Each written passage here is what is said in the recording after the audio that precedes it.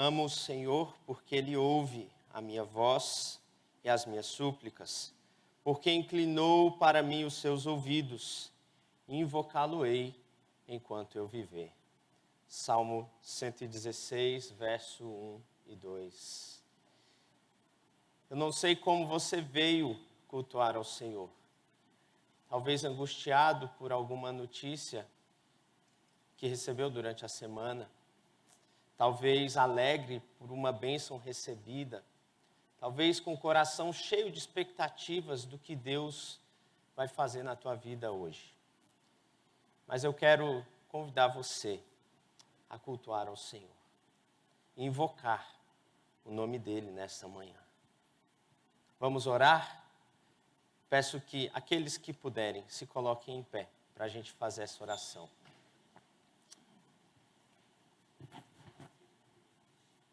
Santo e eterno Deus, eis-nos aqui diante de Ti, como o Teu povo, rebanho do Teu pastoreio, povo que o Senhor comprou com o sangue do Teu Filho, povo que o Senhor ama, que o Senhor cuida. Eis aqui o Teu povo para Te adorar nesta manhã, neste dia, ó Deus. Tu conheces o nosso coração, Tu sabes as nossas necessidades, Tu sondas o nosso coração no mais íntimo, ó Deus. E queremos nos apresentar diante do Senhor, confiando sempre em Jesus Cristo, o único mediador entre Ti e nós, o Teu povo. Ó Senhor, nos abençoe enquanto Te adoramos. Derrama as Tuas bênçãos enquanto Te adoramos, ó Deus. E trata dos nossos corações, produzindo vida, promovendo restauração e cura a nossa alma, ó Deus. Alegria e paz no nosso meio. Visita-nos, ó Senhor, e derrama vida para sempre no meio do nosso ajuntamento. Vem com o Teu Espírito e enche os nossos corações de amor, de alegria, de paz, de bondade, de fidelidade, ó Deus, de mansidão, de domínio próprio, Senhor. Faz isso no nosso meio. Assim, nós confiamos em Ti e queremos exaltar o Teu nome nesta manhã. No nome de Jesus e para a glória de Jesus. Amém. Amém. Os irmãos podem sentar-se. Sejam todos bem-vindos. Aos que nos visitam, sejam bem-vindos ao ajuntamento do povo de Deus. Aos irmãos que são membros da nossa igreja, todos sejam muito bem-vindos. Acerca de avisos, nós temos apenas que ressaltar que hoje é o culto da ceia, tanto pela manhã como à noite. A ceia é uma ordenança do Senhor Jesus a todo aquele que crê no Senhor Jesus e está em comunhão e foi batizado numa igreja evangélica. Então, se você nos visita, você está convidado, se você está nesses requisitos, a participar conosco da ceia. E vai ser uma alegria termos comunhão diante da mesa do Senhor. Muito bem, eu gostaria de convidar os irmãos para ler as Escrituras no Evangelho de Lucas, capítulo 18, verso 9 até o verso 14. Lucas 18, do verso 9 ao verso 14. Mesmo assentados, eu vou ler os versos ímpares e convido a congregação a ler os versos pares. Lucas 18, verso 9 a 14.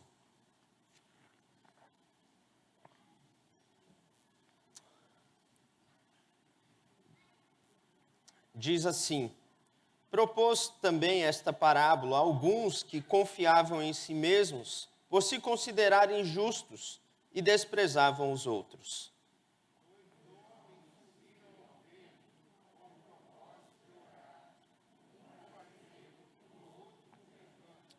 O fariseu, posto em pé, orava de si para si mesmo desta forma: ó Deus, graças te dou, porque não sou como os demais homens, roubadores, injustos e adúlteros, nem ainda como este publicano.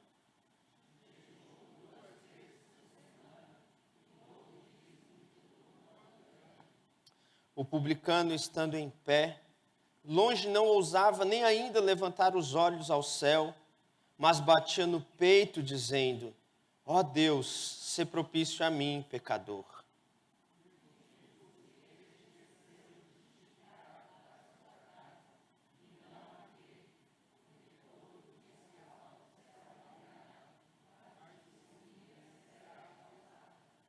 Amém? Vamos cantar louvores ao nosso Deus. Convido aqui o grupo de música responsável.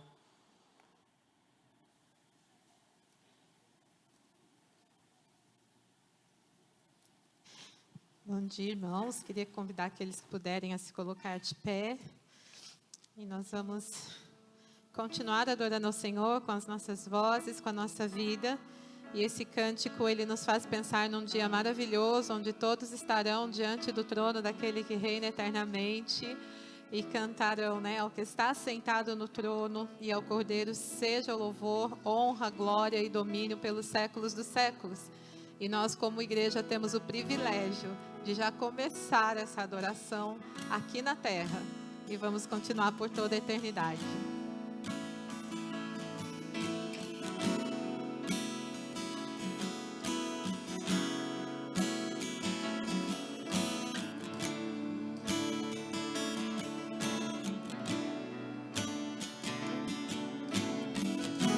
Ao que está sentado,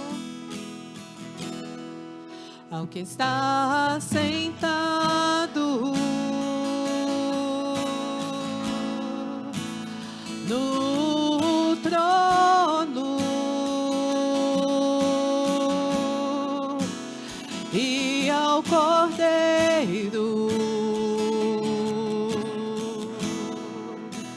seja o louvor, seja a honra, seja a honra,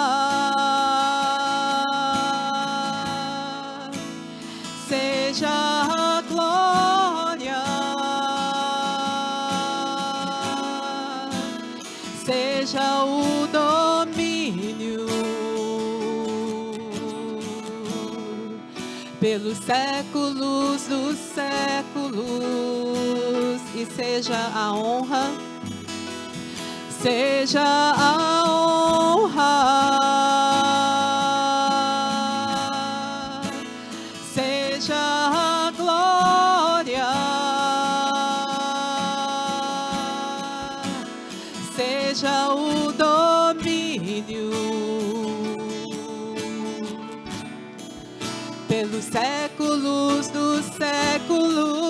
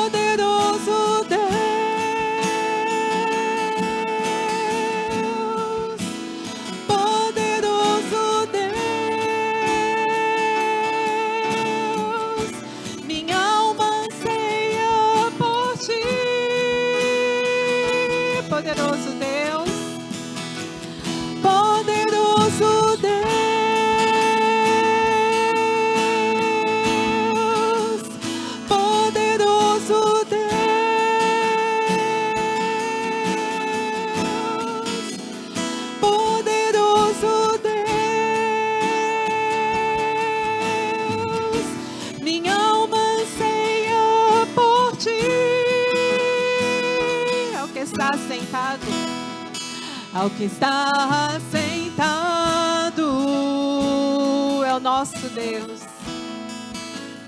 no trono e ao Cordeiro seja o louvor, a Ele toda a honra, seja a honra, seja a glória,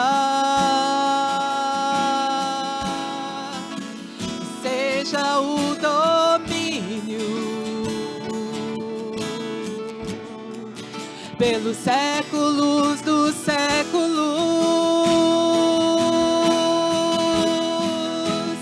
Poderoso Deus,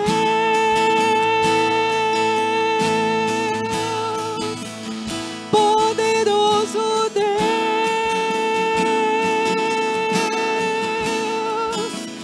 poderoso Deus, minha alma anseia por ti.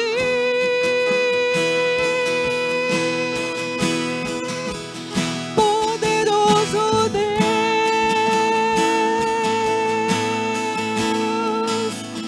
poderoso Deus,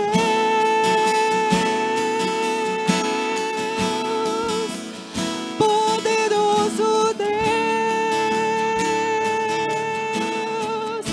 minha alma anseia por ti. Minha alma anseia por ti. Amém. E apesar de ser todo santo e poderoso, Ele também é misericordioso. E nós nos rendemos aos pés dEle. E tudo o que precisamos nós encontramos nele. E nele há uma esperança para nós. Nele há um futuro determinado na glória. Mas enquanto estamos aqui, há proteção, há livramento, há fortalecimento, ao tratar de Deus com as nossas vidas. Então vamos adorar nesse momento com esse louvor, e qual seja o teu motivo de gratidão ou a sua necessidade, se renda aos pés de Jesus.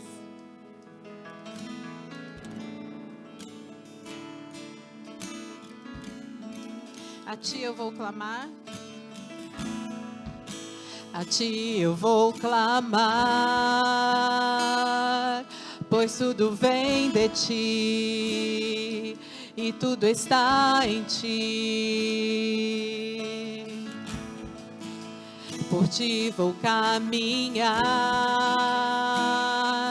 tu és a direção, o sol a me guiar, e tudo pode passar, teu amor jamais me deixará. Sempre há de existir um novo amanhã preparado para mim, preparado para mim. Preparado para mim.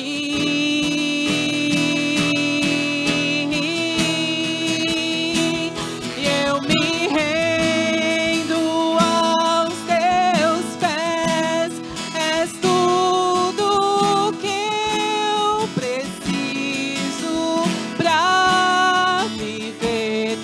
Eu me lanço aos teus braços, onde encontro meu refúgio. Eu me rendo aos teus pés. És tudo que eu preciso para viver. Eu me lanço aos teus braços, onde encontro meu refúgio, Jesus. Eis-me aqui, Senhor, eis-me aqui, Jesus, Jesus.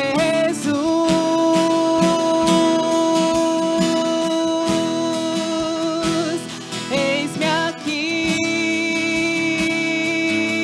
nossas vozes, eu me rendo. Eu me rendo aos teus pés. És tudo que eu preciso para viver. Eu me lanço aos teus braços, onde encontro meu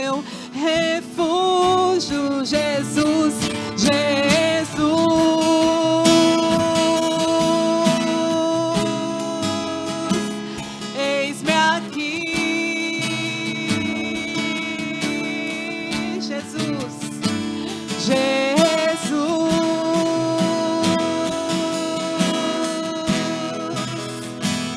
Eis-me aqui. Amém. E o último cântico desse momento, eu achava ele muito engraçado na minha infância, porque ele diz, alvo mais que a neve. E eu ficava imaginando como é que Jesus ia me fazer branca. Eu falava, Senhor, mas aí eu vou mudar, né? Minha mãe não mudou ainda, e aí? E eu achava muito, muito engraçado. Mas aí nas aulas da EBD, eu aprendi que Jesus precisava mudar o meu coração. Que os meus pecados deixavam minha vida suja. E enquanto Ele não me perdoasse, enquanto eu não reconhecesse isso lá dentro, né? Quando o Pai me olhasse, Ele ia continuar vendo os meus pecados. Não era a minha cor, dos meus pecados. E eu entendi que Ele precisava mudar a minha essência, né? Ele precisava entrar no meu coração e na minha alma. E aí eu parei de rir quando eu cantava esse hino, porque eu ficava olhando para ver se tinha alguém mudando de cor na minha família. E ninguém mudava, né? Mas a verdade é que Jesus, Ele precisa mudar a nossa natureza, a nossa essência. Ele precisa nos ensinar a ter domínio sobre o pecado. E só o Espírito Santo pode dar isso a nós. E aí, quando nós nos arrependemos, quando nós clamamos, Ele está olhando para você aqui hoje. E Ele não está olhando para os seus pecados. Ele está olhando o sangue da cruz. E aí Ele te faz mais alvo que a neve. E aí a gente pode participar da ceia do Senhor. Não porque Ele mudou, às vezes, uma gordurinha que você queria. Não é nada disso. Mas Ele mexe em quem nós somos. E aí o Pai olha e começa a nos chamar de filho.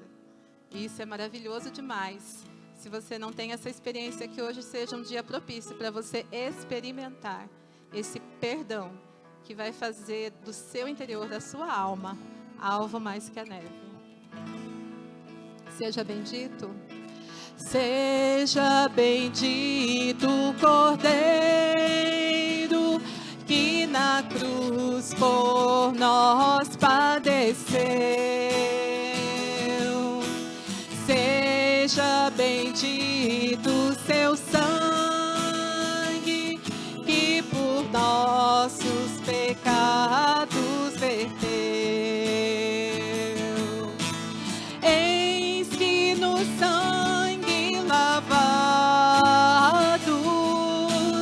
no seu poder e perdão,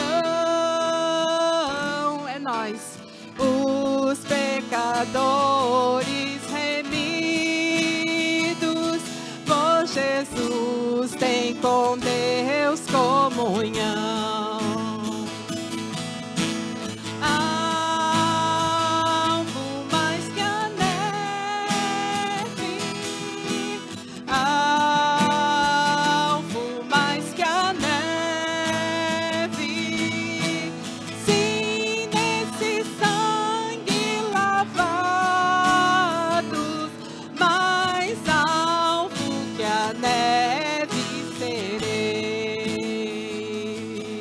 Como espinhosas coroas, Ele teve que experimentar por causa do meu e do seu pecado. E hoje você pode ter vida em Jesus. Amém? Quão espinhosa coroa que Jesus por nós suportou. Oh, quão profundas as chagas que nos provam o quanto Ele amou. Eis nessas chagas pureza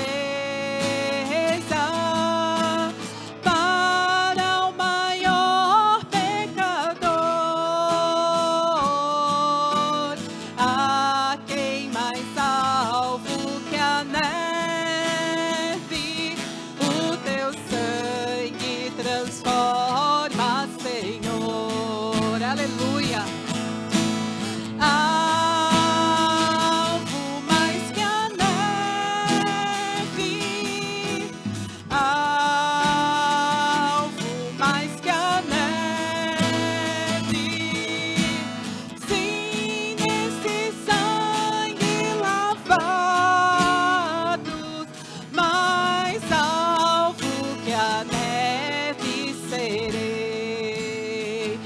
confessarmos os nossos pecados, Ele é fiel e justo para nos perdoar os pecados e nos purificar de toda a injustiça. Se aproprie desse sacrifício da cruz e seja livre em Cristo Jesus. Amém.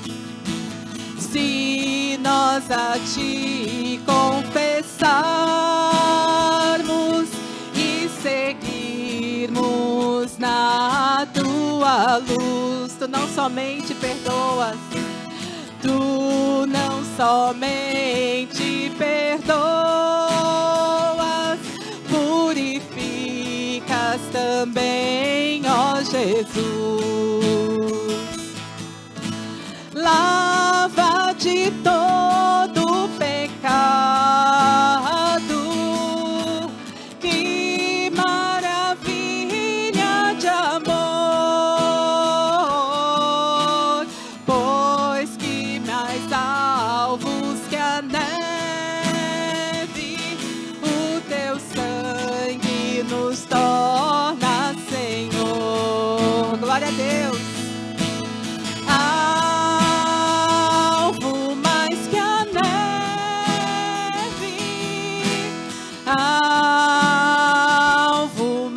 a neve, sim, nesse sangue lavados, mais alvo que a neve serei. Sim, nesse sangue lavado, sim, nesse sangue lavado, mais alvo que a neve serei. Amém. A igreja pode sentar.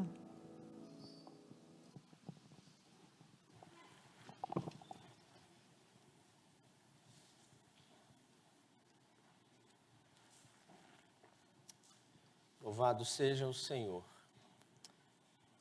Vamos meditar um pouquinho na palavra de Deus. Convido você a abrir a sua Bíblia no Evangelho de Mateus, capítulo 5.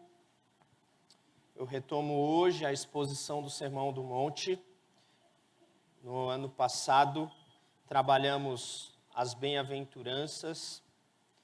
E agora, com a graça de Deus, queremos expor até o fim do Sermão do Monte no capítulo 7. Hoje, Mateus capítulo 5, a partir do verso 17.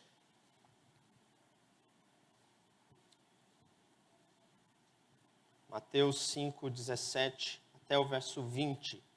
Diz assim a palavra de Deus: Não penseis que vim revogar a lei ou os profetas. Não vim para revogar, vim para cumprir. Porque em verdade vos digo, até que o céu e a terra passem, nenhum i ou um tio jamais passará da lei, até que tudo se cumpra. Aquele, pois, que violar um destes mandamentos, posto que dos menores, e assim ensinar aos homens, será considerado o mínimo no reino dos céus. Aquele, porém, que os observar e ensinar, esse será considerado grande no reino dos céus. Porque vos digo que, se a vossa justiça não excederem muito a dos escribas e fariseus, jamais entrareis no reino dos céus. Vamos orar? Ó Senhor Deus, bendito seja o teu nome, porque o Senhor perdoa pecadores como nós e faz com que sejamos mais alvo do que a neve. Muito obrigado por isso. E agora, Senhor, queremos rogar a Ti que fale ao nosso coração com a Tua palavra e abençoe-nos, exortando-nos, animando-nos, consolando-nos, fazendo o que Tu queres fazer no nosso meio. Essa é a nossa oração, no nome de Jesus. Amém. Amém. A justiça do homem é falha, mas a justiça de Deus é perfeita. Eu creio que todos nós concordamos com isso. Eu vi um filme recentemente, ou revi um filme, de 1994, chamado Um Sonho de Liberdade. Creio que muitos irmãos já devem ter visto. A trama se passa com um homem, um jovem banqueiro rico, que é acusado de assassinar a sua esposa e o amante dela. E ele então é condenado a 2 prisões perpétuas. E quando ele chega na prisão, todos os presos mais antigos perguntam para ele por que ele estava ali. E, inconformado, porque ele se dizia inocente, respondeu exatamente isso: eu sou inocente. Então os presos ao redor deram risada e disseram: meu amigo, aqui todo mundo é inocente. Esse é o senso de justiça de nós, humanos. Com certeza, nós temos um senso falho da justiça. Por exemplo, quem de nós se considera errado no trânsito quando alguém aparece e nos dá uma fechada? Normalmente nós jogamos a culpa no outro. Quando um casal vem buscar aconselhamento, dificilmente alguém diz assim: pastor, me ajude porque eu não consigo amar a minha esposa. Pastor, me ajude porque eu não consigo suportar o meu marido. Normalmente as pessoas vêm querendo mudar o outro. Pastor, por favor, me ajude porque o meu marido é muito difícil, a minha esposa é muito difícil, o meu filho é muito difícil. Esse é o nosso senso de justiça. A nossa justiça é inconstante, é falha, é limitada àquilo que nós conseguimos perceber e entender. Por exemplo, quem demitido por justa causa, de fato admite isso e diz: olha, eu mereci ser demitido por justa causa. Normalmente as pessoas saem achando que foram injustiçadas por conta daquela decisão. Essa é a nossa justiça, queridos. Nós somos assim. Quando algo aperta para o nosso lado, nós dizemos que estamos sendo injustiçados. Porém, muitas vezes a nossa justiça é enganosa, falha, e por isso nós precisamos de um padrão de justiça que seja externo a nós, que seja não manipulável por nós. Um padrão de justiça que não é relativo ao meu bem, mas algo que de fato seja confiável para nós medirmos se estamos sendo justos ou injustos. E esse padrão de justiça perfeito é expresso na lei do Senhor. E é isso que Jesus vai trabalhar nesse texto. A lei do Senhor expressa esse padrão perfeito de justiça que eu e você não temos. E que, se não julgarmos a partir da lei do Senhor, fatalmente seremos injustos com os outros, com o mundo ao nosso redor. Fatalmente, com a nossa visão a respeito de nós mesmos. Então, observe como Jesus vai trabalhar essa questão da justiça a partir da lei. No verso 17, Jesus começa dizendo: não penseis que vim revogar a lei ou os profetas. Nós precisamos saber que quando o Novo Testamento fala da lei dos profetas, ele está se referindo ao Antigo Testamento. Lei como parte dos livros do Pentateuco e profetas como as profecias descritas e registradas para nós no Antigo Testamento. É uma forma geral de comunicar o Antigo Testamento, lei e profetas. Quando Jesus fala isso, lembre que ele está assentado no monte, ensinando aos seus discípulos ao redor de uma multidão. Aliás, a multidão ao seu redor. E Jesus está comunicando as verdades do reino de Deus, as verdades do reino dos céus. E, obviamente, nós precisamos entender que ali estavam presentes fariseus e escribas. Por isso, o povo tem em mente um grande contraste entre o ensino de Jesus e o ensino de escribas e fariseus. Aliás, no final do Sermão do Monte, no capítulo 7, verso 28, diz assim: quando Jesus acabou de proferir estas palavras, estavam as multidões maravilhadas de sua doutrina, porque ele as ensinava como quem tem autoridade e não como os escribas. O contexto de escribas e fariseus estava presente, sendo presente fisicamente ali, ou a influência daqueles homens na vida do povo. Nós vamos ver como isso se desenrola ao longo do texto. Mas é importante saber que Jesus aqui está dizendo: eu não estou pregando uma outra mensagem que não está revelada nas Escrituras. Eu vim não para destruir, abolir, abandonar as Escrituras do Antigo Testamento. Pelo contrário, eu vim para confirmar as Escrituras. Eu vim para cumprir as Escrituras. Eu vim para obedecer tudo aquilo que de mim estava escrito. É isso que Jesus defende a respeito do seu ministério. Porque uma acusação constante a Jesus era que ele era contrário à lei, era contrário às Escrituras, e que estava promovendo um novo tipo de religião. Porém, Jesus está dizendo aqui que não veio abolir a lei ou os profetas, pelo contrário, ele veio cumprir. E de fato, nós vemos isso. Vamos pensar, por exemplo, nos profetas. O Evangelho de Mateus é interessantíssimo a esse respeito, porque ele diz várias vezes que isso aconteceu para se cumprir o que foi dito a respeito de Jesus. Por exemplo, nós temos lá no capítulo 1, já no verso 1, quando diz: Jesus, filho de Davi, filho de Abraão. Esse é o cumprimento, dizendo que Jesus é aquele filho de Abraão, ou descendente de Abraão, prometido em Gênesis 12, e que vai, a partir dele, abençoar todas as nações.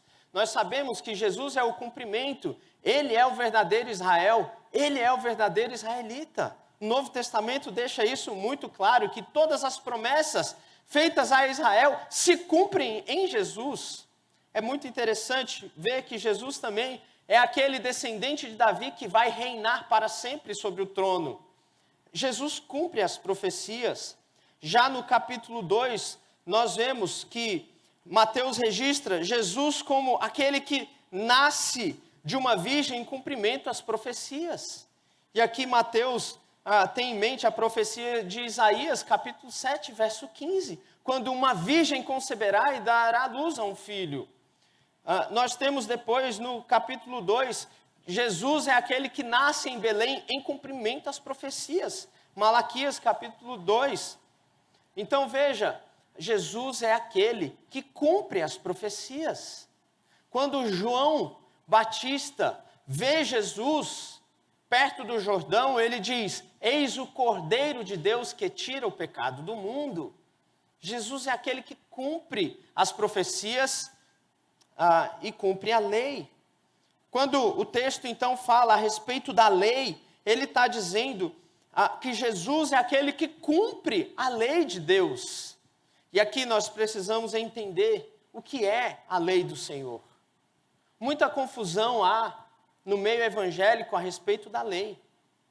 Mas para clarear a nossa mente, o nosso entendimento a respeito da lei do Senhor, nós precisamos entender que a lei de Deus foi revelada a nós em 3 aspectos diferentes. E se nós não entendermos essas distinções, nós vamos fatalmente entender errado a Bíblia quando lemos. A lei do Senhor tem o seu aspecto cerimonial, revelado na Antiga Aliança, com todos aqueles aspectos do culto do Antigo Testamento. Eram leis voltadas para o culto do Antigo Testamento, sacrifícios de animais, sacerdotes que eram responsáveis por entrar nos lugares santos. Então nós tínhamos lugares santos, pessoas santas, objetos santos e sagrados. Tudo isso era a característica do culto no Antigo Testamento, porque essa era a lei cerimonial. E essa lei teve o seu papel e apontava diretamente para Cristo como o Cordeiro, como o sumo sacerdote, como aquele que vai de fato entrar na presença de Deus e resgatar o seu povo dos seus pecados. Toda a lei cerimonial do Antigo Testamento se cumpre em Jesus na cruz, e por isso nós hoje não estamos mais obrigados a cumprir essa lei. Nós não precisamos, por exemplo, ir a Jerusalém adorar o Senhor no templo, porque Jesus entrou no Santo dos Santos, o véu foi rasgado. Por isso, agora ele pode ser adorado entre todos os povos da terra. E nós aqui em São José dos Campos podemos adorar ao Senhor. Portanto, a lei cerimonial teve o seu papel de nos levar e levar o povo da antiga aliança até Cristo. A lei também foi revelada no seu aspecto civil ou judicial. Eram leis específicas para a nação de Israel viver diante do Senhor. Então, leis como, por exemplo, cidade de refúgio, leis, por exemplo, de padrão de limpeza, ou leis de alimentação descritas para o povo. Então, eram leis próprias para que o povo de Israel vivesse diante do Senhor e diferenciasse o povo das nações ao redor. Essas leis também, uma vez que houve a mudança da antiga para a nova aliança, embora sejam palavra de Deus, inspiradas por Deus, não são mais leis no sentido de obrigação para nós. Embora nós possamos tirar princípios de sabedoria dessas leis para as nossas vidas. Portanto, quando nós estivermos lendo e entendendo o Antigo Testamento, precisamos fazer distinção entre essas leis cerimoniais, essas leis civis e o terceiro aspecto da lei, que é o mais importante, que é a lei moral de Deus. A lei moral é o princípio eterno, é a lei que Deus, que demonstra o caráter santo e a expressão da vontade de Deus a todos os homens, a todos os seres humanos. Essa lei moral foi impressa na nossa consciência ao sermos criados à imagem e semelhança de Deus. Portanto, todos os homens, de algum modo, têm certa consciência do que é certo e errado, do que é moral e do que é imoral, porque Deus, ao nos criar a sua imagem e semelhança, colocou a sua lei em nós. Adão já foi criado com esta lei. Contudo, por conta da entrada do pecado, essa lei na nossa consciência passa a ser cauterizada. Então Deus revela esta lei nos 10 mandamentos a nós. E os 10 mandamentos, então, são aquilo que nós chamamos de resumo da lei moral de Deus. Essa lei moral é eterna, aplicável a todos os homens, em todas as épocas, a todas as culturas. Essa lei foi resumida para nós por Jesus em 2 grandes mandamentos. Amarás, pois, o Senhor teu Deus acima de todas as coisas, e amarás o teu próximo como a ti mesmo. A lei moral de Deus é resumida para nós nesses 2 mandamentos. O fato é que o Senhor Jesus, ao se encarnar, ao se tornar homem, cumpre e obedece os 3 aspectos da lei de Deus. Ele vive como um judeu, vivendo no primeiro século como um judeu, debaixo da lei.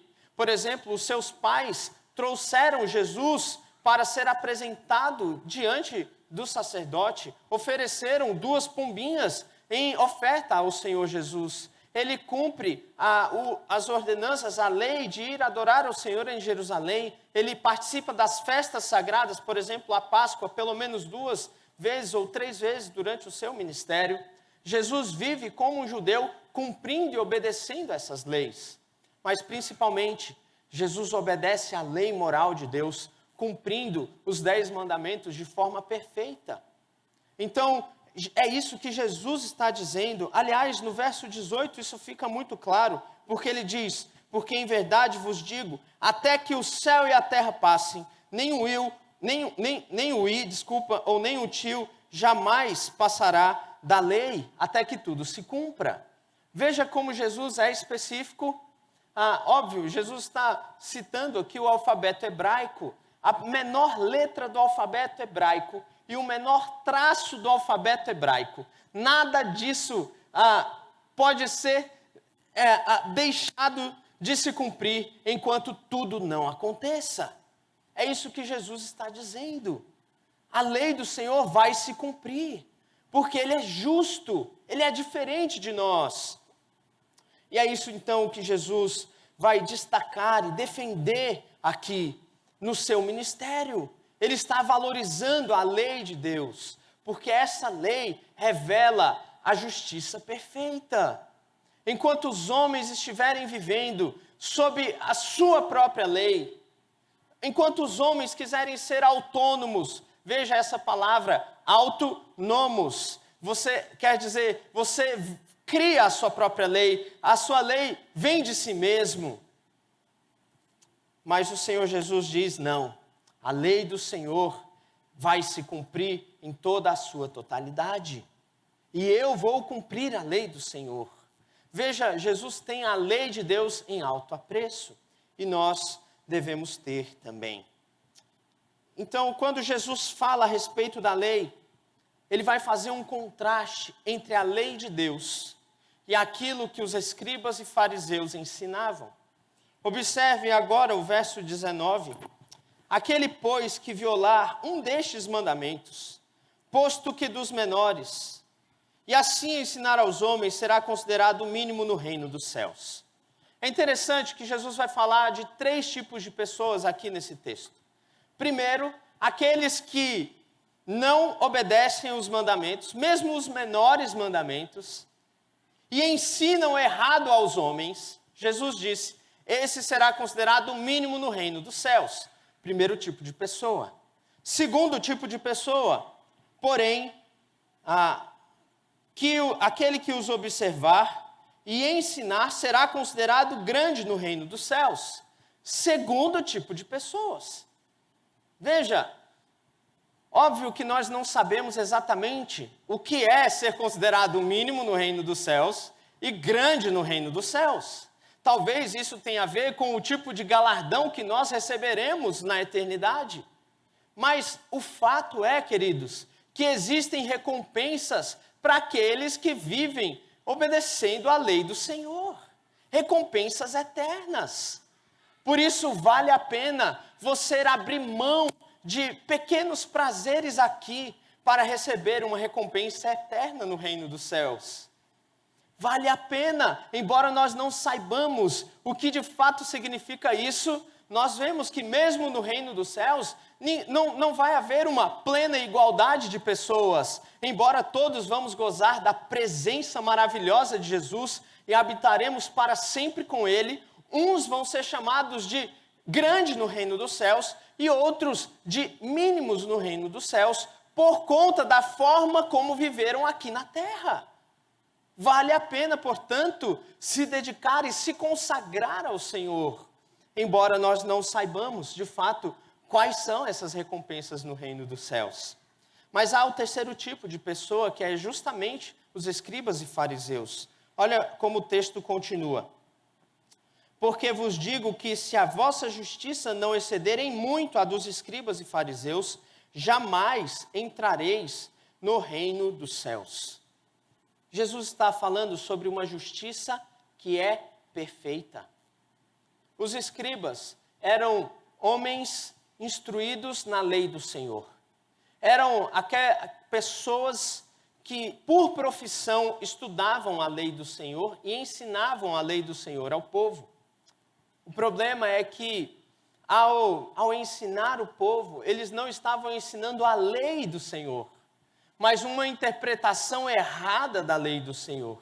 Uma certa tradição que foi passada para eles, a tradição de homens e não a palavra de Deus. Agora, quem eram os fariseus? Esse é um grupo muito importante quando você lê os evangelhos. Estes homens contenderam com o Senhor Jesus em muitas ocasiões. Os fariseus eram um grupo religioso presente nos tempos de Jesus.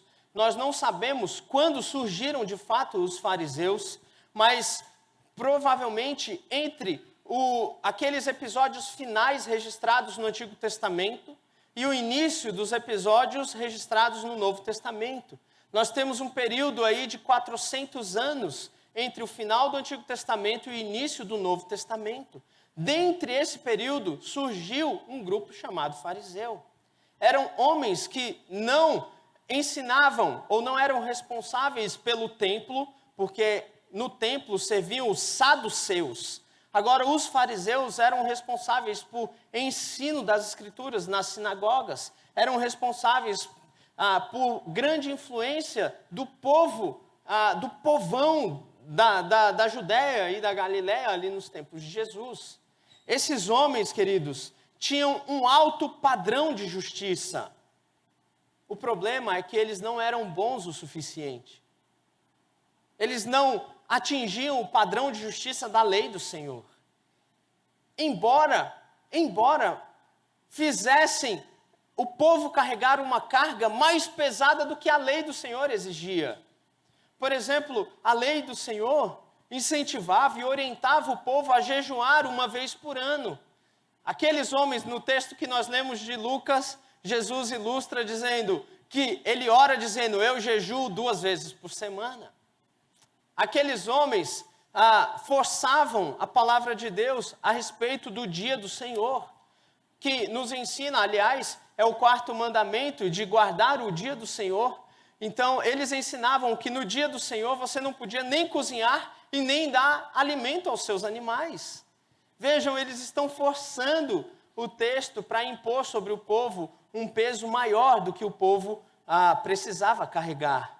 Aqueles homens aplicavam as leis referentes à purificação dos sacerdotes a eles mesmos e exigiam que o povo também fizesse. Só para os irmãos terem uma noção de como era o ensino dos fariseus. Embora parecessem pessoas santas, Jesus diz que os fariseus tinham uma justiça apenas externa, apenas exterior, e não cumpriam a lei do Senhor. É isso que ele diz aqui no verso 20. Se a vossa justiça não exceder, eu gosto como Jesus coloca, em muito a dos escribas e fariseus, jamais entrareis no reino dos céus.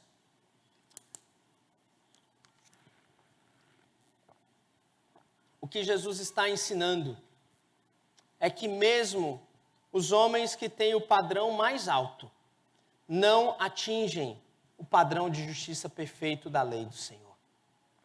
Paulo fala isso em Romanos capítulo 3, verso 19 e 20, onde ele diz que diante da lei do Senhor se cale todo homem, porque ninguém será justificado por cumprir a lei do Senhor. Porque em vez de cumprir a lei do Senhor, sabe o que nós fazemos? Nós pecamos contra a lei do Senhor e contra Deus. Então a lei revela o nosso pecado e a nossa condenação. É isso que a lei do Senhor faz. E por isso que ela é importante para nós. Porque ao vermos a nossa miséria e a nossa falha em cumprir a lei do Senhor, nós precisamos levantar as mãos para o alto e dizer, ó Deus, seja propício a mim, pecador. Que foi o que disse o publicano na oração de Lucas, capítulo 18, que nós lemos. Agora veja, queridos, a questão dos escribas e fariseus é a nossa questão. Por vezes, nós também passamos a considerar padrões externos como expressão de santidade ao Senhor. Um jeito de se vestir, um jeito de falar. E nós então consideramos que quem não se veste assim como nós, quem não fala assim como nós, não é santo então como nós. Nós passamos a colocar padrões de justiça externos como se fosse o padrão de Deus. Mas se fizermos isso, estamos agindo como os fariseus, que criavam um padrão humano que eles pudessem cumprir, para que cumprindo esse padrão humano dissessem, obrigado a Deus porque não sou como os demais homens. É isso que eles se consideravam, justos, santos, consagrados, porque criaram um padrão para si mesmos e cumpriam esse padrão. Diante disso tudo que nós vemos, uma coisa é certa: nenhum homem pode cumprir o padrão de justiça perfeito que Deus exige. Mas Jesus cumpre. E se você está em Cristo Jesus, então em Cristo Jesus você cumpre os padrões de Deus. É por isso que mesmo você não entendendo os mandamentos, mesmo você não cumprindo os mandamentos à risca, você entra no reino dos céus, mesmo que seja mínimo no reino, porque você não entra por conta da sua própria obediência, mas por causa da obediência de Jesus. E a graça se manifesta por conta da nossa fraqueza e da nossa miséria. É por isso que Jesus diz: nem o melhor fariseu pode entrar no reino dos céus, porque a justiça dele não basta, mas o pior crente entra no reino dos céus, porque a justiça de Jesus basta. Isso traz tanto refrigério para nós. Isso pode tirar um peso do teu coração. Você que às vezes tem dúvidas a respeito da tua salvação, porque você não atinge o padrão de Deus. E de fato, nenhum de nós atinge, queridos.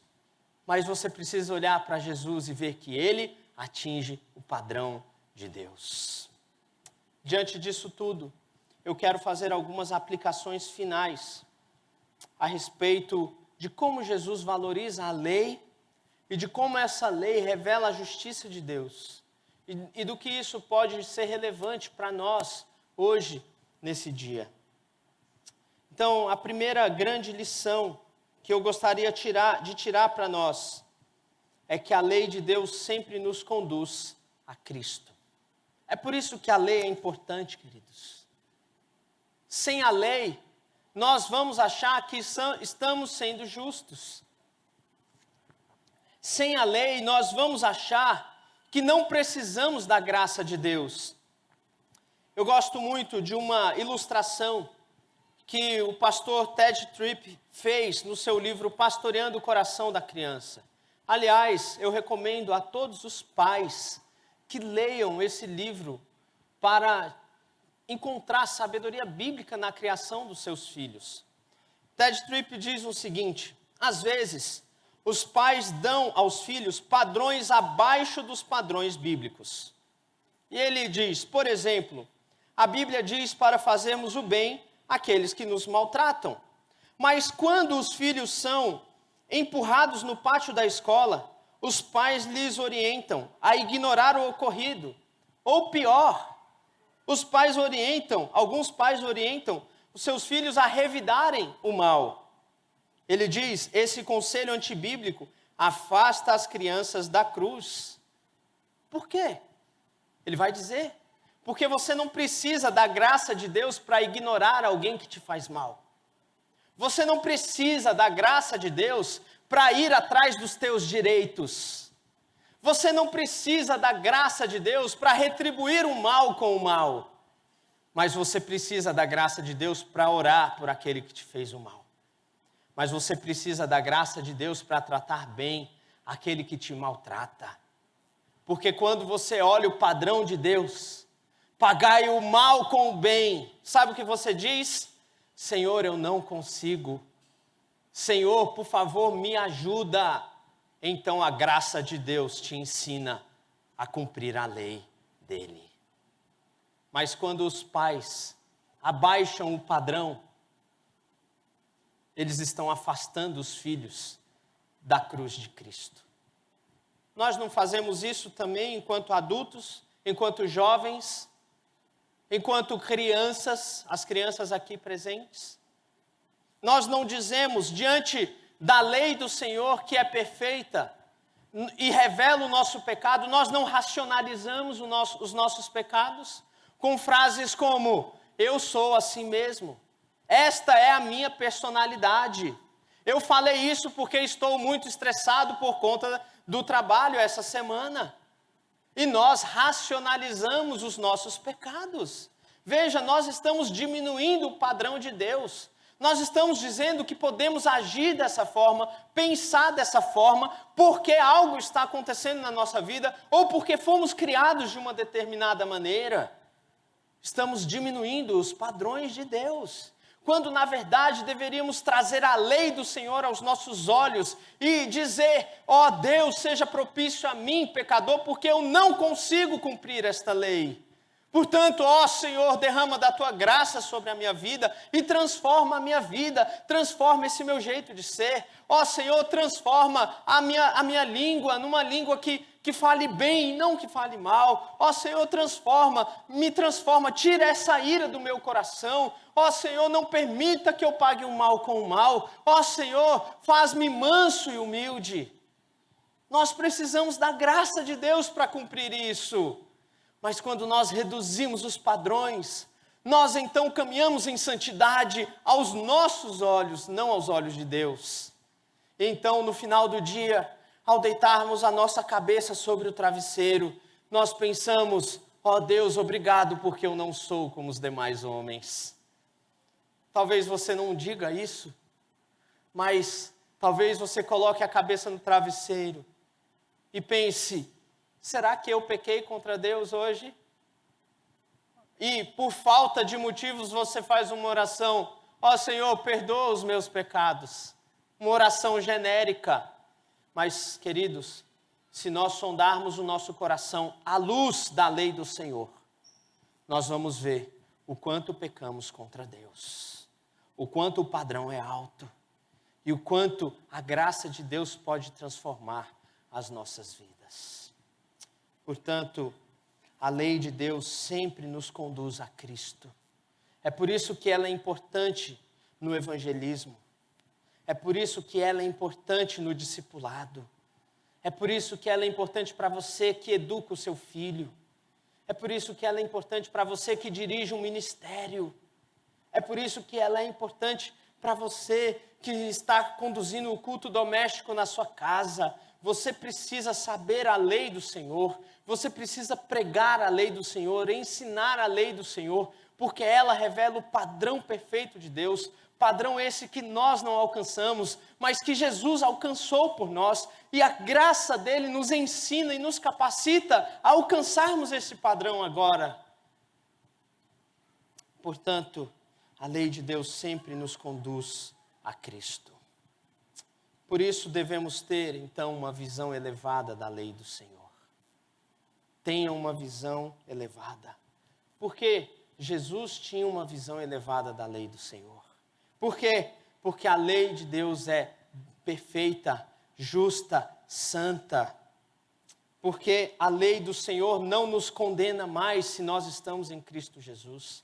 Aliás, em Romanos capítulo 8, Paulo nos diz que nenhuma condenação há para os que estão em Cristo Jesus. Quando ele diz que nós não estamos mais sobre a lei, debaixo da lei, mas da graça, isso significa que nós não estamos debaixo da maldição da lei de Deus, mas agora nós estamos debaixo da graça de Deus. E a lei do Senhor que antes nos condenava, agora se torna agradável, como o salmista diz que a lei do Senhor é mais doce do que o mel e o destilar dos favos. Como o salmista no Salmo 119 diz: ah, quanto amo a tua lei, ela é a minha meditação todos os dias. É isso que a lei do Senhor se torna para nós que estamos em Cristo Jesus. Portanto, tenha uma visão elevada da lei do Senhor. Não promova o seu próprio padrão de santidade. Não promova o seu próprio padrão de justiça. Não olhe apenas para as coisas que são externas, mas observe a lei do Senhor que é perfeita e restaura a alma. A lei do Senhor que é como uma espada de dois gumes, que penetra o mais íntimo do nosso ser, que revela o mais íntimo do nosso coração, que revela as nossas piores intenções e então nos leva a Cristo. É tão importante isso para nós, porque senão cairemos nos erros dos fariseus. E como é fácil cair no erro dos fariseus, queridos. É muito fácil. E aqui eu quero dar apenas um exemplo para os irmãos de como isso é fácil.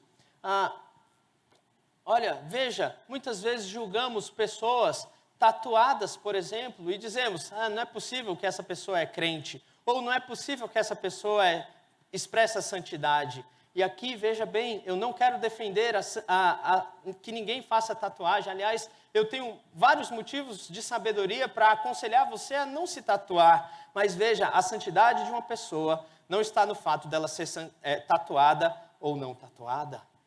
Portanto, cuidado para não julgar pelas aparências e tornar um padrão humano um padrão de Deus. Veja como isso é fácil fazermos. Eu já vi muitos pais arrumando muitas confusões com seus filhos, simplesmente porque eles queriam ouvir música secular. E veja, um padrão externo. Você não assiste filmes seculares? Você não ouve nada secular? mas você quer fazer o teu filho parar de ouvir qualquer música secular? Veja, e eu não quero defender mais uma vez que você tem que ouvir música secular, mas eu quero dizer que ouvir música secular não é padrão de justiça e santidade. Aliás, você deveria se preocupar com o coração do teu filho, do porquê ele quer ouvir determinado tipo de música, ou porquê ele quer assistir determinada série, ou porquê ele gosta e é atraído por certas coisas. Você deveria trabalhar o teu coração e o coração do teu filho nesse sentido, em não colocar um padrão de santidade externo, dizendo, não pode ouvir música secular. Quantos pais perdem os filhos porque tratam padrões externos quando não obedecem à lei do Senhor? Estão levando os seus filhos à ira, em vez de conduzi-los no caminho da disciplina do Senhor. Então, portanto, tomem muito cuidado, queridos irmãos, para não tornarem-se fariseus ao colocarem padrões simplesmente externos, como se fosse a lei do Senhor. A lei do Senhor é muito mais alta do que todos esses padrões. Se você aplicar a lei do Senhor sobre o teu filho, se você aplicar a lei do Senhor sobre você, jovem, adolescente, se você aplicar a lei do Senhor sobre o teu casamento, então você vai ver que ela é suficiente para demonstrar o padrão de justiça e santidade que Deus exige de nós. E você vai ver que nem eu, nem você atingimos esse padrão e, portanto, precisamos de Cristo. Mas, por fim, queridos, cuidemos para não supor que o Evangelho tenha rebaixado padrão de santidade exigido por Deus. Grande erro é pensar que estamos no tempo da graça e podemos viver da forma como achamos mais certo. Pelo contrário, Tito capítulo 2 diz que a graça de Deus que se tornou salvador a todos os homens, agora nos ensina a vivermos de forma santa e piedosa no presente século. Portanto, o Evangelho nos conduz à santidade, o Evangelho nos conduz a uma vida piedosa. E então eu preciso perguntar para você, você tem vivido uma vida de santidade nos padrões do Evangelho? Ou você tem se conformado aos padrões do mundo? Você tem visto os padrões de santidade que vão além daquilo que é externo? Você tem olhado o teu próprio coração? Aliás, o restante do Sermão do Monte é isso. Os homens olhando que o adultério é a traição física. Jesus está dizendo que o adultério é a intenção do coração. É ali que começa. Os homens dizendo assassinato como ato de tirar a vida de alguém. Jesus está dizendo que a intenção do coração já é assassinato. Portanto, a lei do Senhor é um padrão muito mais alto. E é isso que Deus requer de nós, aqueles que estão salvos em Cristo Jesus. Eu gosto de uma oração feita por Agostinho, um dos pais da igreja. Ele orou dizendo, concede-me o que ordenas e ordenas o que quiseres. Essa deve ser a nossa oração. Diante da lei do Senhor, diante do padrão de Deus, nós devemos orar. Ó Senhor, concede-me aquilo que ordenas. Derrama graça sobre a minha vida. Seja propício a mim, pecador. Enche-me do teu Espírito Santo. Então serei santo. Então obedecerei a ti. Então desfrutarei da obediência, das bênçãos daqueles que vivem debaixo da obediência à lei do Senhor. Esse deve ser o nosso alvo, queridos. É para isso que Deus nos chamou. Vamos orar? Senhor Deus, obrigado por tua palavra. Diante dela nós trememos, ó Deus. Se nem mesmo os fariseus e escribas que tinham justiça tão alta podem entrar no teu reino, quanto mais nós, pecadores. Mas, ó Senhor, em Cristo Jesus nós nos achegamos. Na justiça dele nós entramos. O sangue dele nos purifica de todo pecado. Portanto, nos achegamos confiantes, nos achegamos e somos consolados por ti. Nós chegamos a ti cansados e sobrecarregados, cheios de fracassos, ó Deus, mas tu nos recebes em Cristo Jesus. Bendito seja o teu santo nome. Agora, ó Deus, ajuda-nos, derrama graça sobre nós, para que vivamos em santidade, para que te amemos de todo o nosso coração, com toda a nossa alma, com todo o nosso entendimento, com toda a nossa força. E também amemos o nosso próximo como amamos a nós mesmos, ó Deus. Ajuda-nos nisso e edifica-nos na tua palavra, no nome santo e precioso de Jesus. Amém, amém, amém. São 10:06, queridos.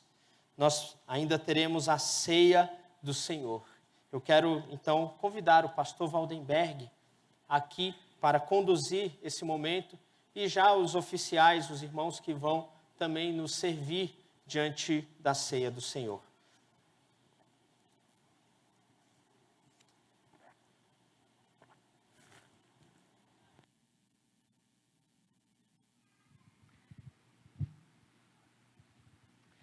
Paz e graça, irmãos. Obrigado mais uma vez por sua presença. Muito obrigado. Quero convidá-los, por gentileza, a colocarem-se em pé e abrirem as vossas Bíblias em Mateus, capítulo de número 26. Mateus, capítulo 26.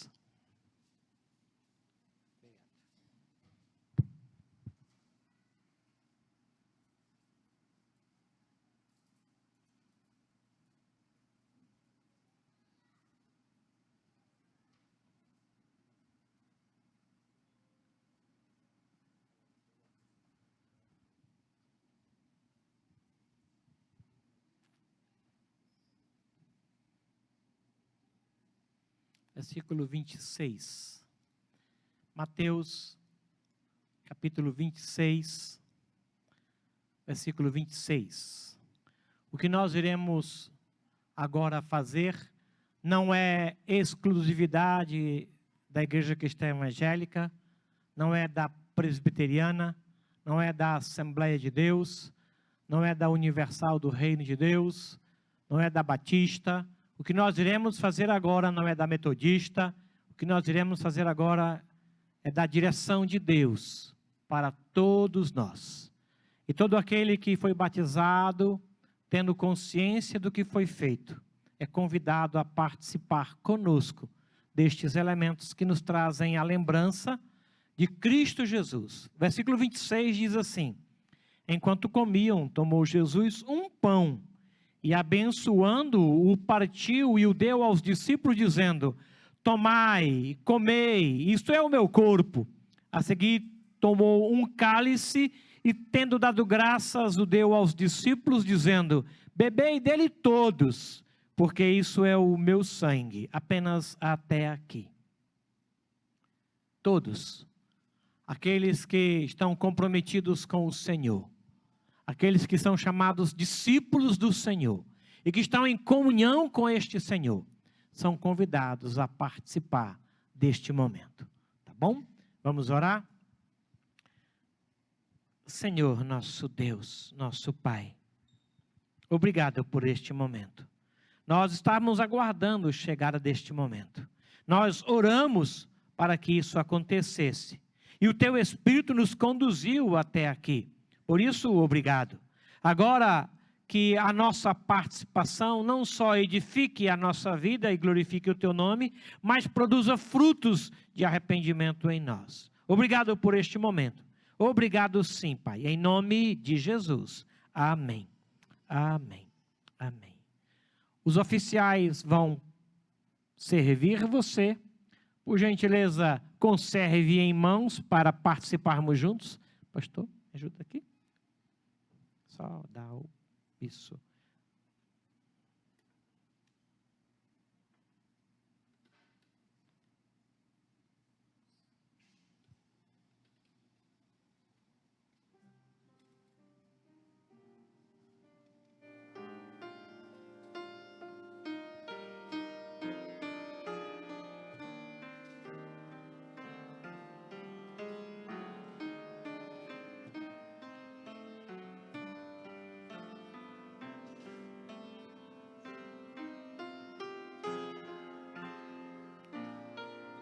Deus vos abençoe, meus irmãos. Deus vos abençoe.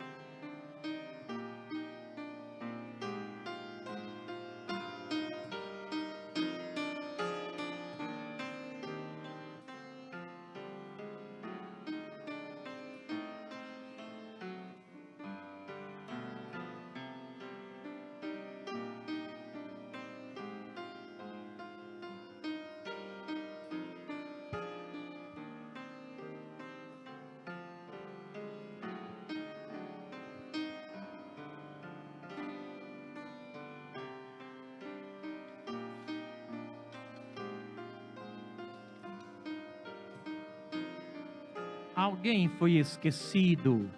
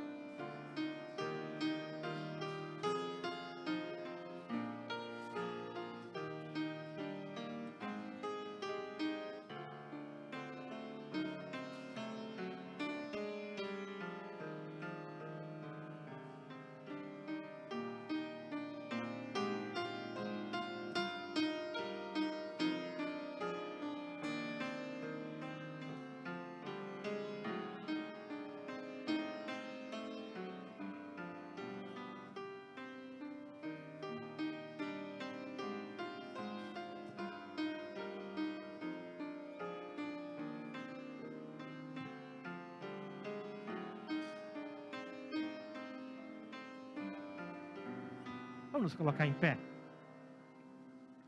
Que privilégio, meus irmãos.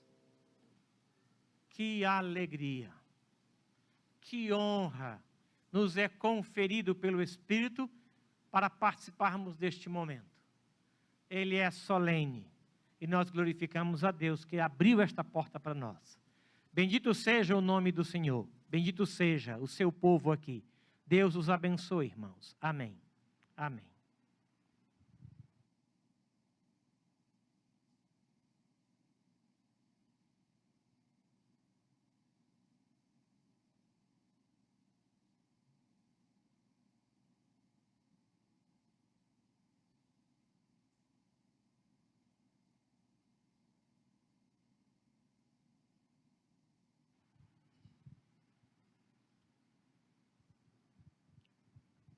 A seguir tomou Jesus um cálice e, tendo dado graças, deu aos discípulos, dizendo: bebei dele todos. Por quê? Porque é o meu sangue. Bebei dele todos. A razão primeira é porque é o seu sangue. Nós temos vínculo, participação no sangue do Senhor Jesus. Vamos dar graças? Obrigado, querido Deus. Obrigado. Obrigado pelo que fez Jesus na cruz por nós. Obrigado. Muito, muito obrigado pelo seu sangue vertido ali, que pagou pelos nossos pecados, e nos limpou, nos lavou, nos purificou. Toda a condenação foi tirada. Por isso nós te bendizemos, por isso participamos com alegria. Bendito seja, Cordeiro Santo, bendito seja. Muito obrigado em nome de Jesus. Amém. Amém. Da mesma forma, receba por gentileza o cálice e conserve em mãos para participarmos juntos.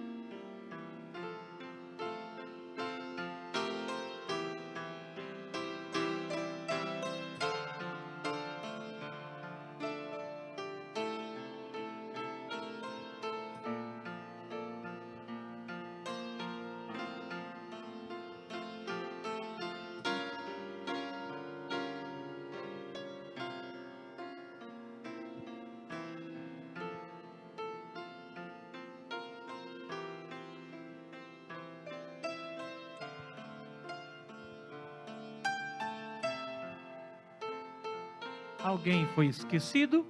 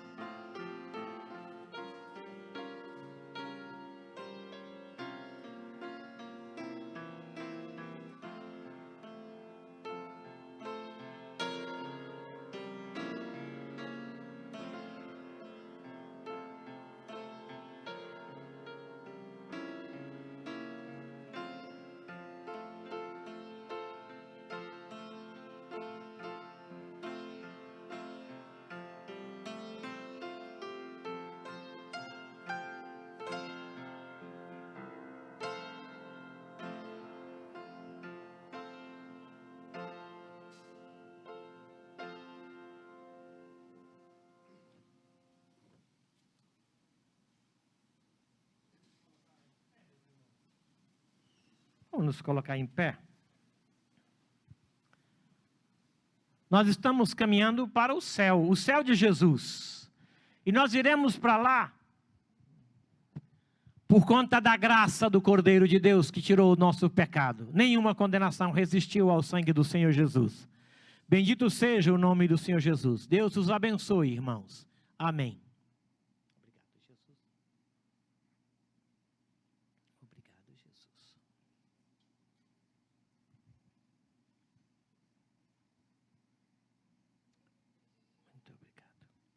Obrigado, nosso Deus querido. Por meio de Jesus, aceite nossa gratidão. Por meio de Jesus, agradecemos pela nossa participação. Por meio de Jesus, queremos agradecer os irmãos que vieram, trazidos pelo Teu Espírito. Por meio de Jesus, bendizemos o Teu nome pelo privilégio que foi te cultuar. Por meio de Jesus, confiamos ao Senhor a escola dominical que se segue, pedindo as mesmas bênçãos sobre o Teu povo.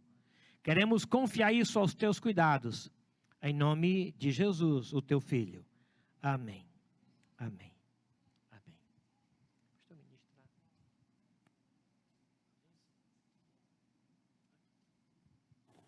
Muito bem. Que o Senhor abençoe a tua casa, a tua família nessa semana. Ele levante sobre ti a face dele e te dê a paz.